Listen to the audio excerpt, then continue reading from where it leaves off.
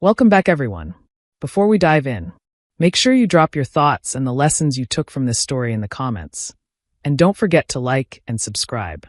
Let's get into it.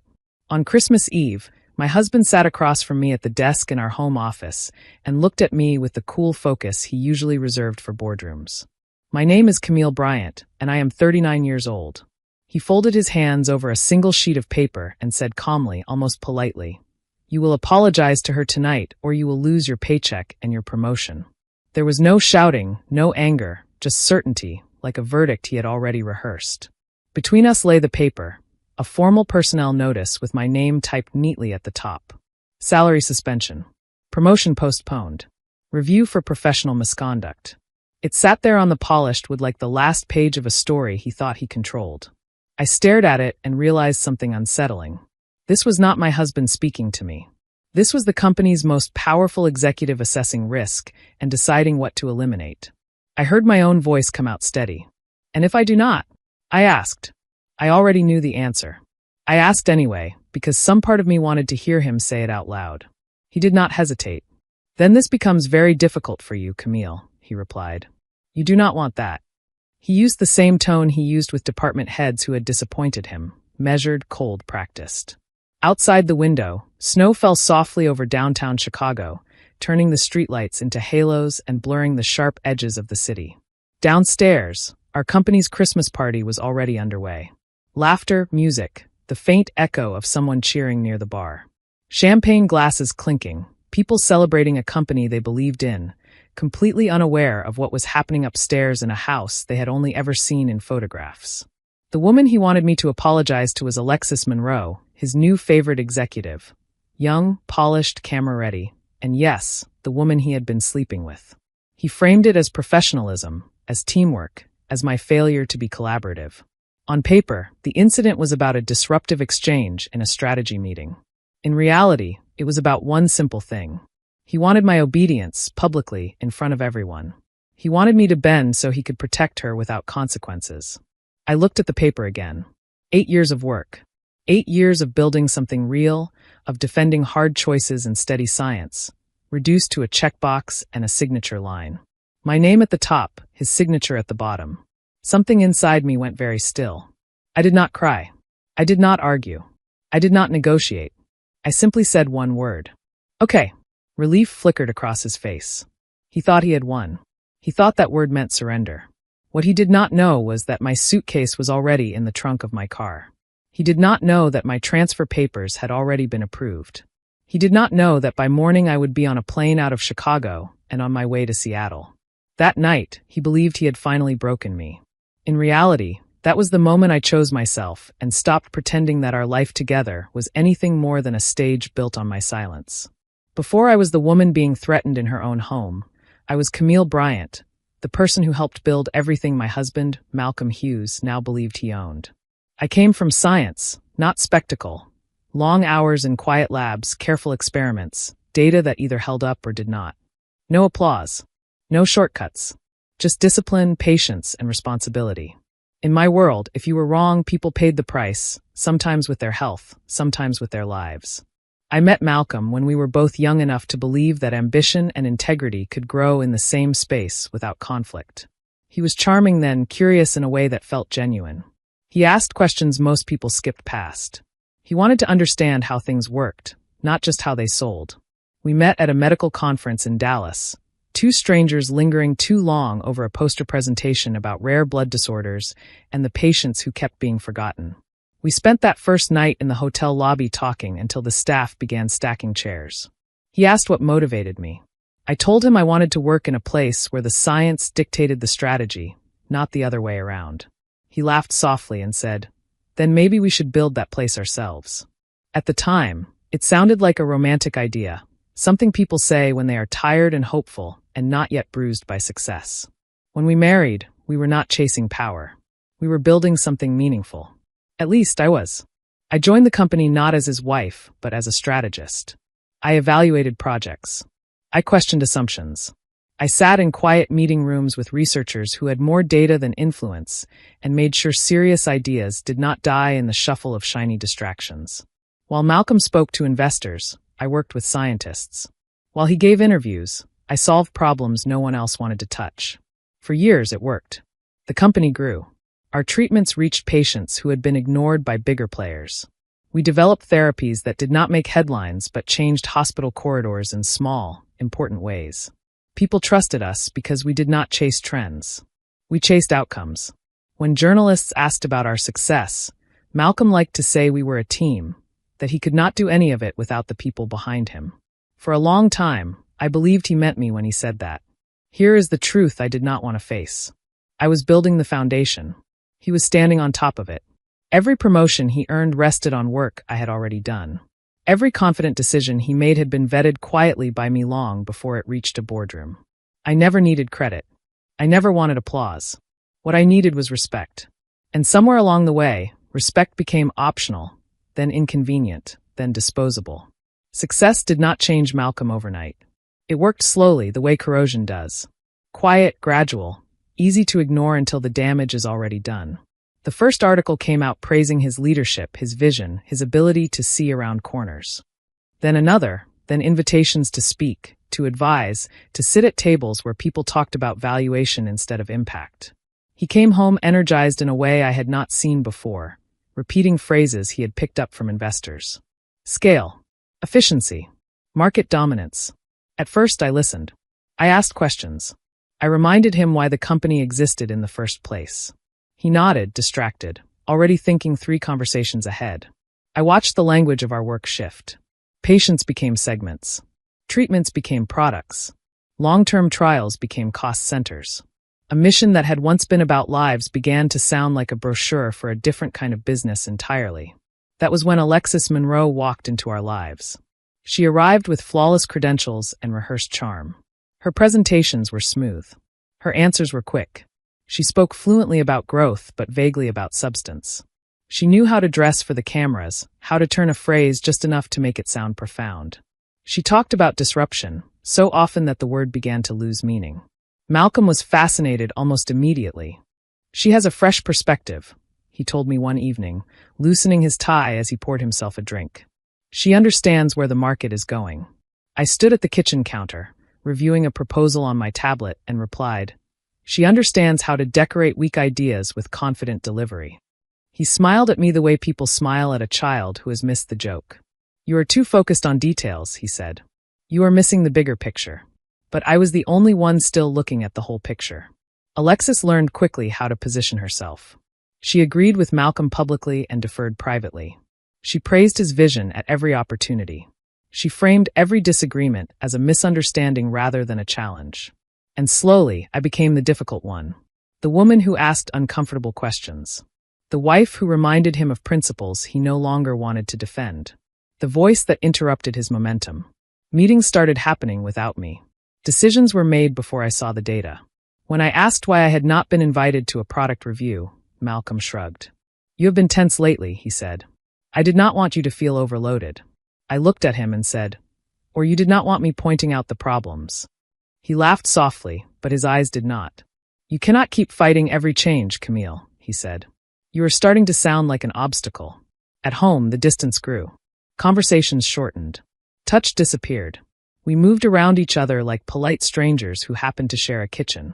I watched him trade late-night talks on the couch for late-night emails on his phone. Sometimes he would sit across from me at the dining table, physically present but mentally in another room with another audience, his fingers flying over the screen while I finished my glass of wine in silence. That was when I realized something painful. Malcolm did not fall in love with Alexis because she was better than me. He fell in love with her because she made him feel bigger without making him accountable. She applauded his instincts without demanding evidence. She celebrated his confidence without questioning his blind spots. And in his new world, accountability was the last thing he wanted. 4 months before that Christmas Eve, I came home early from a conference in Denver. I had planned to surprise him. I stopped at a grocery store on the way from the airport, bought ingredients for a dinner we used to make together back when we still shared the same rhythm. Garlic, fresh herbs, the same brand of pasta we used when neither of us had money, and we lived in a small apartment with rattling windows and mismatched chairs. I remember thinking that maybe things could still be fixed, that maybe I had been imagining the distance, building a monster out of shadows and unanswered texts. I parked in the driveway and turned off the engine, sat there for a moment with my hands on the steering wheel, listening to the rain tick against the windshield. Then I picked up the bags and walked to the front door, heart beating a little too fast for someone coming home. I opened the door quietly and heard her voice. Not vague, not ambiguous. Clear, confident, comfortable, the sound of someone who believed she belonged there. Alexis laughed at something he said in the living room, the kind of laughter that comes from familiarity, not formality. I stood still in the hallway and let my mind do what it had always done best: observe, register, accept facts without emotion. Her shoes by the door, a pair of heels lying on their sides as if dropped carelessly. A glass on the coffee table with a lipstick mark I did not own. His jacket thrown over the back of a chair, his tie on the armrest. From the hallway, I could see the edge of his hand on her knee, could hear the intimacy in the way he said her name. I did not walk into the bedroom. I did not confront them. I did not cry or scream or demand explanations that would only insult my intelligence. I turned around and walked back out. I put the grocery bags back in the trunk, climbed into the driver's seat, and drove to a hotel near the lakefront.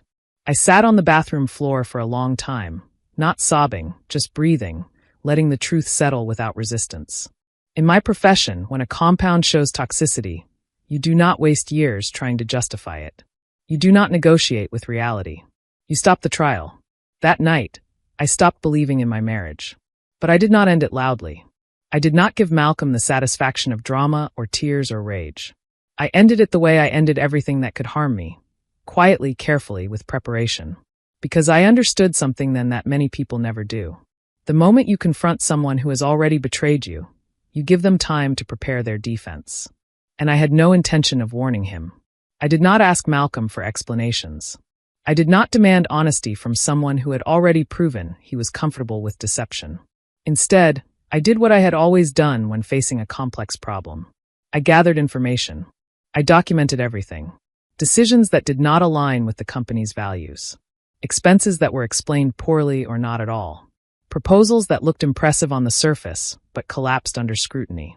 I kept my notes in a folder that never left my sight, not because I wanted revenge, but because I wanted protection. When power shifts, truth becomes dangerous to the wrong people. At the same time, I began quietly building something separate. Months earlier, Malcolm's father, Raymond Hughes, had mentioned expanding operations to the West Coast, a research hub in Seattle, partnerships with institutions that still cared about substance over spectacle. At the time, it had sounded like a distant idea, something for the next decade. Now, it became my lifeline. Raymond had always seen the company differently than his son. Where Malcolm saw growth charts, Raymond saw patience. Where Malcolm chased attention, Raymond valued continuity. He noticed the shift long before I said a word. One evening after a board meeting, he walked beside me in the parking garage and said, "You still remember why this company exists?" His voice was heavy with disappointment that was not directed at me. I began working nights, not for Malcolm, but for myself. Quiet calls to research directors in Seattle, careful introductions to hospital administrators who had heard of our early work and still admired it. Conversations about science, not politics. I demonstrated value without announcing my intentions. I built trust where it still mattered. Raymond opened doors without asking too many questions. He did not need to. He had eyes. He had been watching his son drift away from the mission for years. Malcolm did not notice. He was busy. Busy with appearances. Busy with Alexis. Busy believing he had already won. By the time he decided to turn corporate policy into a weapon against me, I had already created options he did not know existed. I had learned something crucial. People who rely on control assume no one else is planning. They mistake silence for compliance, calm for weakness, stillness for fear. They never imagine that the person standing quietly in front of them has already moved 3 steps ahead. The board meeting happened the day before Christmas Eve. The conference room on the top floor of our downtown office building buzzed with small talk, and the faint whir of the heating system struggling against the cold. Alexis stood at the front of the room in a perfectly tailored dress, confident and polished, clicking through slides filled with bold arrows and ambitious projections. Her proposal was simple in theory and dangerous in practice. She wanted to redirect funding away from complex, long-term research and toward products that promised faster returns and louder headlines. She called it evolution. She called it modernization and alignment with market expectations. She called it a necessary pivot to stay competitive. I called it abandonment. Abandonment of patients whose conditions did not make for glossy marketing campaigns. Abandonment of the very promise that had convinced me to join the company in the first place. Malcolm sat near the head of the table, watching the room instead of the data. He nodded at the right moments, laughed softly at Alexis's carefully placed jokes, glanced at the board members to gauge their reactions. When she finished, there was a ripple of approving murmurs, the kind that come from people more afraid of missing an opportunity than of examining it. When it was my turn to speak, I did not raise my voice. I did not attack her personally. I did not question her motives. I did what I had always done. I presented data. I stood, opened my folder, and walked the board through what would actually happen if we shifted resources the way she proposed. Which research teams would leave, which partnerships would dissolve, which hospitals would lose access to therapies because their patient populations were not profitable enough to matter. I spoke slowly, clearly, with evidence she could not refute. I pointed to charts that showed how our quiet, complex trials had built the reputation that made any of her projections possible. I explained in detail the regulatory delays that would follow hasty product launches. I reminded them of our commitments in writing, the agreements that tied our name to communities that had trusted us not to disappear when the numbers got complicated. The room went quiet. Raymond removed his glasses and looked at the board, not at his son. He thanked me. Then he turned to Alexis and said, "We will be tabling this proposal indefinitely." There was no drama in his tone, just finality. The decision was unanimous. Alexis's smile froze at the edges. She looked to Malcolm, waiting for him to intervene, to rescue her plan, to rescue her pride. He said nothing. That silence told me everything. Later that night, he stormed into our bedroom, his face flushed with anger. "You humiliated her," he said, pacing at the foot of the bed. "You undermined leadership. You embarrassed me in front of my father." I closed my laptop and set it on the nightstand, watching him. "I defended the company," I replied. "If you were embarrassed, that is a separate issue." His jaw tightened. "You do not understand what you did," he said. But I did. I had not just challenged a bad strategy. I had exposed the wrong person. The next evening, on Christmas Eve, he called me into the home office and slid the personnel notice across the desk, as if the previous night's argument had simply turned into paperwork. "Apologize to Alexis," he said, "or lose everything." He looked at me as if I were another employee, someone who could be managed, redirected, punished. The man who had once held my hand in a cheap restaurant and whispered that he wanted to spend his life building something with me now stared at me like a liability. "Is this really about an apology?" I asked quietly. "Or is this about making sure she never has to face the consequences of bad work?" His expression hardened. "This is about order," he said.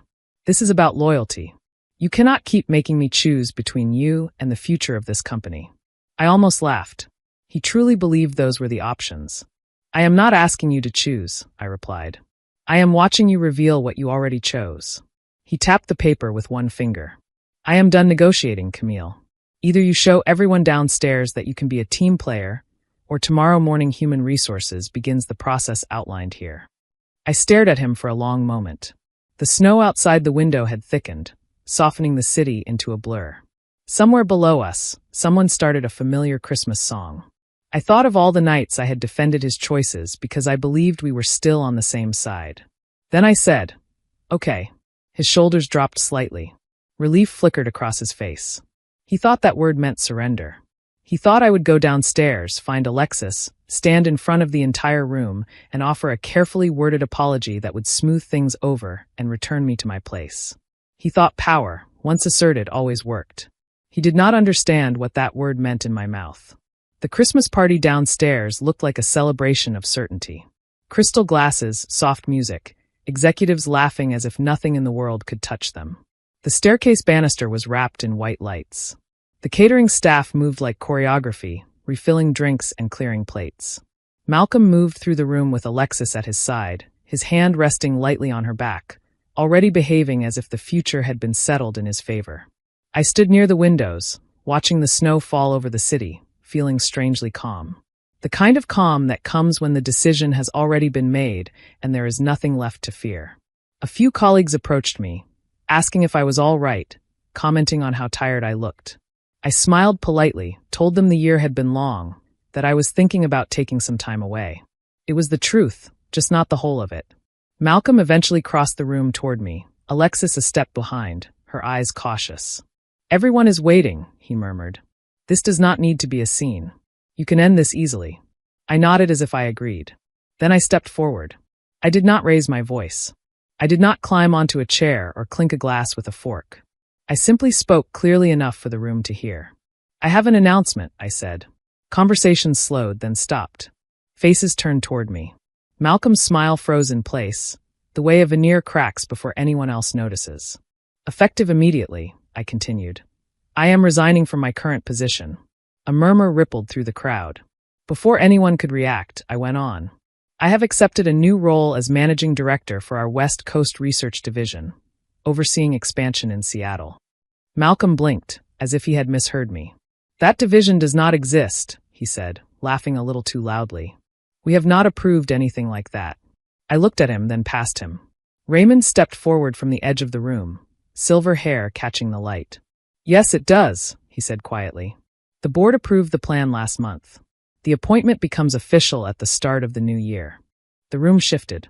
You could feel it, the way a building settles when the weight inside it changes. Alexis's fingers tightened around her glass. She stared at the floor, already calculating her next move. Malcolm looked from me to his father, then back again, as if trying to piece together a puzzle that had been completed without him. While he had been managing appearances, I had been building reality. While he was demanding obedience, I had been securing independence. I thanked the team. I wished them well. I outlined a brief, efficient transition plan that I had already prepared, mentioning names of colleagues who would be able to handle specific projects in my absence. People nodded, still stunned. Some looked relieved, as if something they had not been able to name had finally been given shape. No applause followed, no confrontation, just silence. A heavy, thoughtful silence. Malcolm followed me to the front hallway as I collected my coat. His voice broke for the first time that night. "We need to talk," he said. "This is not how things are supposed to end." I slipped my arms into my sleeves and turned to face him. "Things already ended," I replied. "You just did not notice because I did not slam the door." His eyes shone with something close to panic. "You said okay," he whispered, as if that word were a contract I had broken. "I did," I said. "I said okay because I was done asking for permission to protect my own dignity." I opened the door. Cold air rushed in, sharp and clean. "You thought it meant I would obey," I added. "What it meant was that I was done trying to save something that no longer wanted to be saved." Then I stepped outside. By the time the door closed behind me, the party was still standing. But the illusion of his control had already collapsed. Seattle did not feel like an escape. It felt like alignment.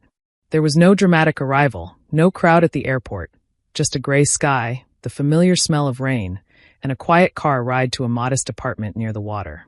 My new office was functional, not designed to impress anyone. No glass walls meant to intimidate. No empty slogan etched onto a lobby wall. Just desks, whiteboards, microscopes, and people who cared more about their data than about photo opportunities. The team that greeted me was small but sharp. There was Patrice, a clinical researcher whose eyes lit up whenever she talked about trial design. There was Damon, a soft-spoken statistician who cared more about getting the numbers right than about getting his name on a slide.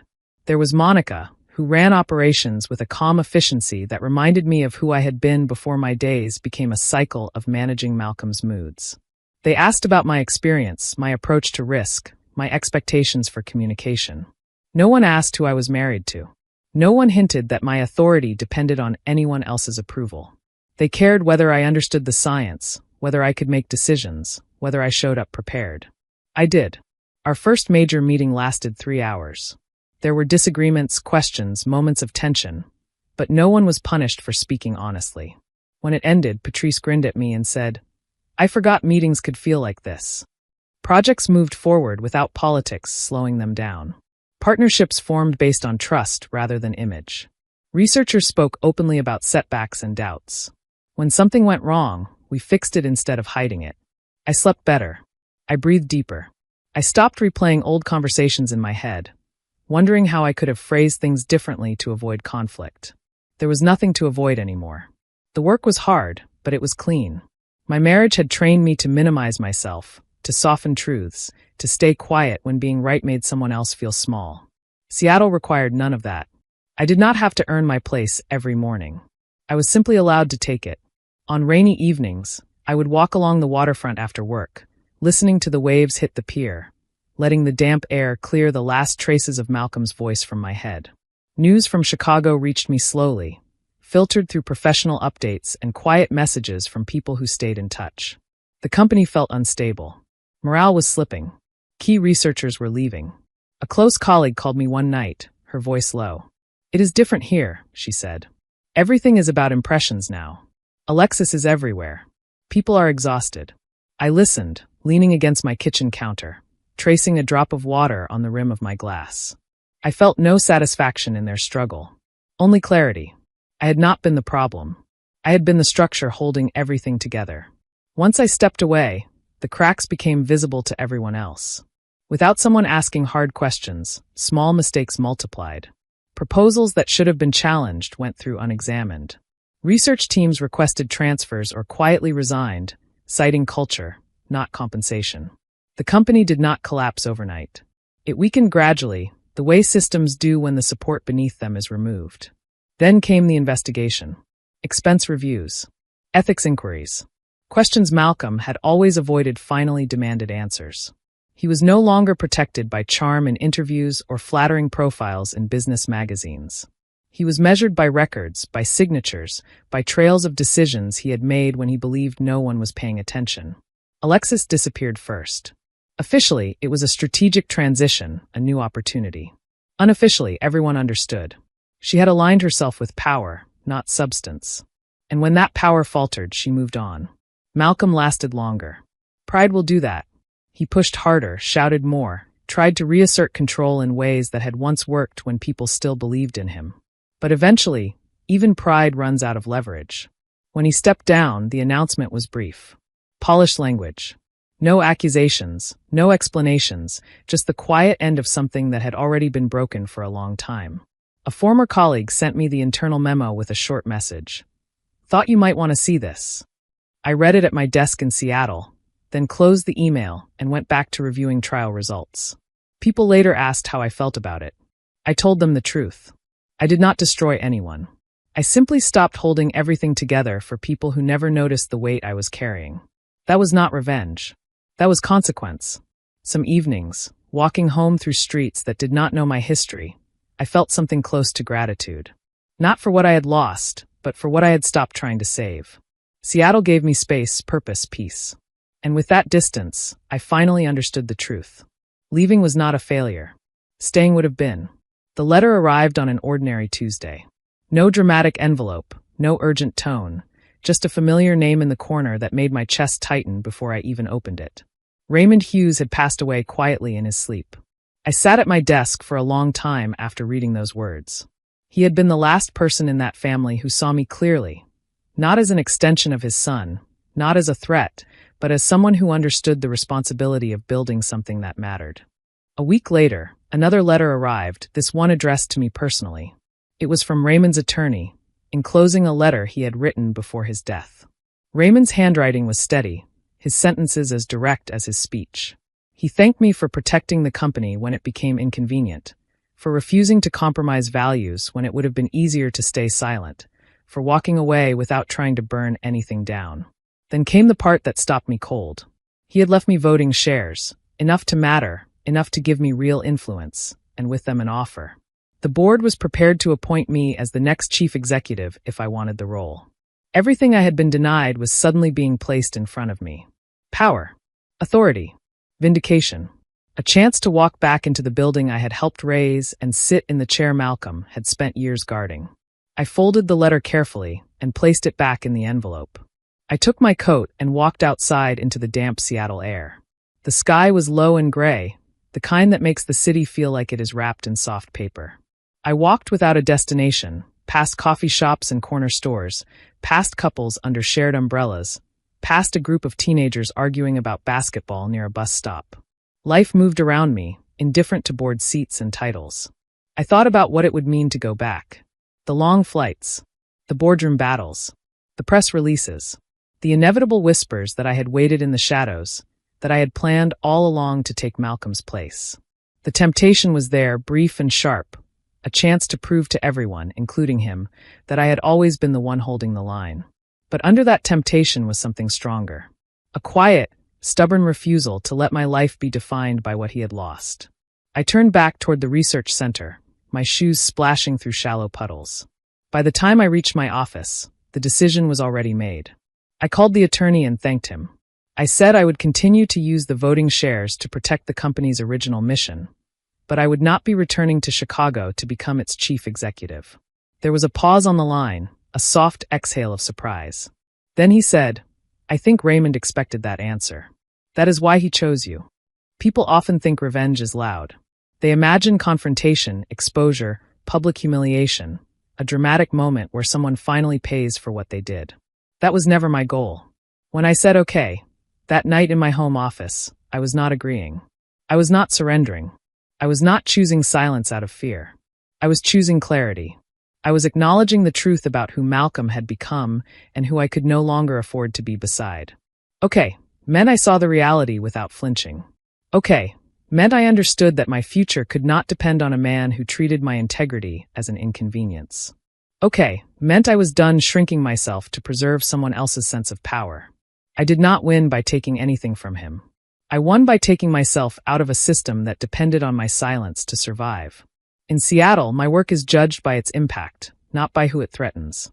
Disagreement is not punished. Competence is not treated as a problem to be managed. When I walk into a meeting, I do not brace myself for the moment someone will twist my words into an accusation. I bring my notes, my questions, my experience, and that is enough. Some nights, as I lock my office door and step into the hallway, I feel the quiet satisfaction of knowing that no one owns the life I built except me. The greatest revenge was never about watching Malcolm fall. It was about living in a way that no longer required his permission. He will spend years wondering exactly when he lost control, exactly when I began planning my exit, exactly how I managed to move without him noticing. The answer is simple. I started preparing the moment I realized he was willing to threaten my dignity to protect his image. By the time everything he cared about began to crumble, I was already gone, standing in a different city, in a different building, surrounded by people who listened when I spoke. The story he thought he was writing ended without him at the center. I walked away from the fire he helped start and built something that did not need his name to survive. That was not a speech or a slogan or a headline. That was my life. And that was enough. If you enjoyed this story, please like, comment, and share this video with your friends. Subscribe and turn on the notification bell so you never miss a powerful story drop.